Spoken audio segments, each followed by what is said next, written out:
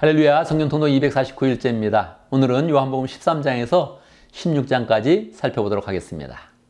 요한복음 13장 1절, 예수님께서 이 세상을 떠나 아버지께로 가야 할 때가 된 것을 아시고, 그렇게 기록되어져 있습니다.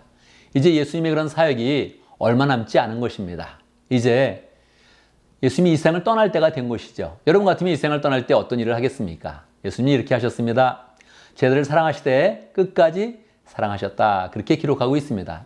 예수님께서 제자들을 사랑하시면서 그 마음 가운데 복음의 그런 그 내용을 심어주기를 원하셨는데, 그래서 예수님이 계획하신 일이 세족식입니다. 원래 공관복음서에서는 예수님께서 최후의 그런 그 만찬을 가지시면서 제자들이 예수님의 그런 십자가의 그런 의미를 기억하면서 힘을 얻기를 바라셨는데, 요한복음은 공관복음이 기록된 것을 다 알고 있는 것입니다. 그래서 다시 그것을 반복하지 않고 요한복음에서는 예수님께서 발을 씻어준 그런 그 내용을 기록하고 있는 것입니다. 예수님이 제자들의 발을 씻겨주실 때 제자들이 어떻게 반응했겠습니까? 6절에 보면 베드로가 주님께서 내 발을 씻기시렵니까? 그렇게 묻습니다. 제가 씻어드려야 되죠. 이렇게 이야기하죠. 친자가 하면 될 것을 자기가 노예와 같은 사람은 아니다 생각하면서 발을 씻어주는 그런 사람이 아무도 없었던 거죠. 이때 예수님께서 섬김의 그런 본을 보이셨던 것입니다. 그런데 이때 이 섬김이라는 것을 우리가 더 정확히 알아야 됩니다. 8절에 보면 내가 너를 시키지 아니하면 너는 나와 상관이 없다. 그렇게 말씀하고 있습니다. 그래서 우리가 봉사하는 것은 서로 섬기고 봉사해야 된다. 이렇게 당위적으로 나오는 것이 아니라 예수님의 은혜를 먼저 받아야 되는 것입니다. 예수님의 발 씻어주심을 우리가 은혜로 받고, 그리고 그 은혜 가운데서 우리가 다른 사람을 봉사하는 그런 길로 나가는 것입니다. 주님이 제자들에게 너희는 다 깨끗하고 이제 발만 씻으면 된다 이렇게 말씀하셨는데, 주님이 그렇게 말씀하십니다. 너희 중에 다 깨끗한데 모두 다는 아니다. 왜 그렇게 말씀하셨을까요? 가룟 유다가 있기 때문에 그렇죠. 예수님은 이제 가룟 유다에 대해서 명확히 말씀하십니다. 21절, 너희 가운데 한 사람이 나를 팔아넘길 것이다. 그렇게 이야기를 하죠. 저희들이 깜짝 놀라서 누구입니까? 이렇게 묻죠. 그때 내가 빵 조각을 찍어주는 사람이 바로 그이다. 그렇게 이야기합니다. 초를 찍어서 주는 사람이 바로 그 사람인데, 정말 예수님이 그게 찍어서 주신 겁니다. 초를 찍어서 가룟 유다에게 주신 것이죠. 그럼 쟤들이 가룟 유다구나 그렇게 알아야 되는데 그렇게 알아차리지를 못합니다. 왜냐하면 쟤들 가운데 배반의 그런 일이 있다는 것을 짐작하지도 못하고, 또 가룟 유다가 그렇게 할 것이라고 예상하지 못했던 것이죠. 그런데 중요한 것은 가룟 유다는 알았다는 것입니다. 알았는데도 끝까지 회개하지 않고 예수님 앞에서 뻗팅기니까 어떤 일이 일어나겠습니까? 27절, 그가 빵 조각을 받자 사탄이 그에게로 들어갔다. 그러니까 회개할 시간에 회개하지 않으면, 그러면 사탄이 그 마음을 장악하게 되는 것입니다. 그래서 그가 예수님이 네가 하는 일을 속히 해라 하는 그런 이야기를 듣고 밖으로 나가니까 어떻게 표현하고 있습니까? 유다는 나갔다. 때는 밤이었다. 그런 어두운 영적 밤을 그렇게 맞이하게 된 것입니다.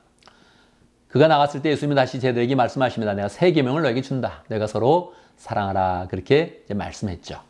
이때 베드로가 예수님의 그런 그 말씀을 들으면서 저는 주님을 끝까지 따르겠습니다. 이렇게 이야기했는데, 예수님은 네가 나를 오늘 밤에 3번 나를 부인하리라. 그렇게 이야기를 해 주시죠.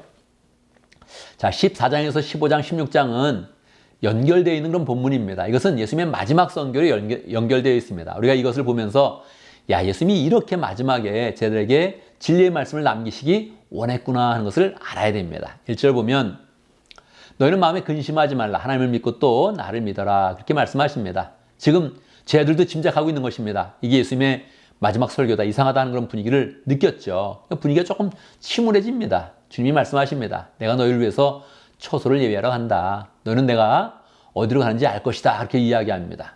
근데 제자들은 잘 모르는 거죠. 주님, 우리는 길도 모르고 어디로 갑니까? 이렇게 묻죠. 그때 예수님께서 유명한 그런 그 말씀을 합니다. 6절, 나는 길이요 진리요 생명이니 나를 거치지 않고 아버지께로 갈 사람이 없다. 그러니까 우리는 신앙의 그런 길에서 어떤 그런 길을 찾는 것이 아니라 예수님께로만 나가면 거기에는 생명이 있고 진리가 있고 길이 만들어지는 것입니다. 그렇게 예수님께서 우리를 이제 인도하시는 것이죠. 예수님은 떠나가지만 전혀 당황하지 않습니다. 왜 그럴까요? 12절, 내가 진정으로 너에게 말한다. 나를 믿는 자는 내가 하는 일을 할 것이요 그보다 더 큰 일도 할 것이다. 그렇게 이야기합니다. 어떻게 이렇게 가능하죠? 예수께서 그 이유를 설명해 줍니다. 그것은 내가 아버지께로 가기 때문이다. 예수님이 아버지께로 가면 어떻게 우리가 더 예수님보다 큰 일을 할 수 있을까요? 16절, 내가 아버지께 구하겠다. 그리하면 아버지께서 다른 보혜사를 너에게 보내서 영원히 너희와 함께 있게 하실 것이다. 예수님의 그런 방책은 보혜사를 보낸다는 것입니다. 보혜사는 바로 성령 하나님이시죠.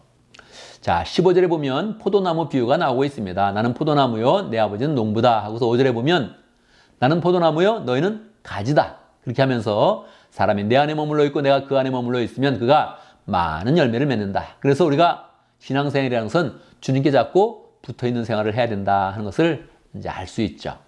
자, 16장에서 다시 예수님은 14장에서 말씀하셨던 보혜사 성령에 대해서 다시 한번 이야기를 합니다. 자, 5절.